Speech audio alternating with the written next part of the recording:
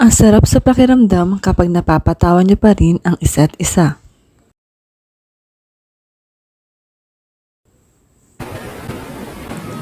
Sa simpleng mga bagay, kahit may mga anak na kayo, nabibigyan niyo pa din ng oras ang bawat isa.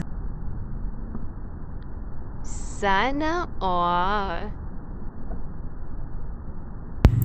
Sa sobrang busy sa trabaho at pag-aasikaso sa mga anak, ay nakakalimutan na natin bigyan ng oras ang ating asawa.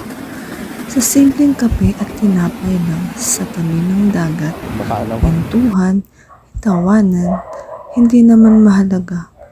At hindi naman kailangan sa mamahaling restaurant kayo mag-date. Ang importante ay nabibigyan nyo ng oras at kahalagahan ang isa't isa sa simpleng pamamaraan. Isang simpleng pamamaraan ngunit napakahalagang bagay ang mabigyan ng oras ang isa't isa.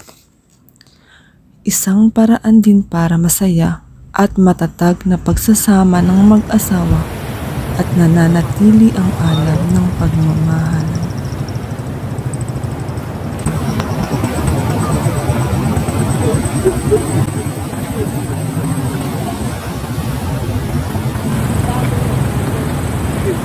Ano? Diba?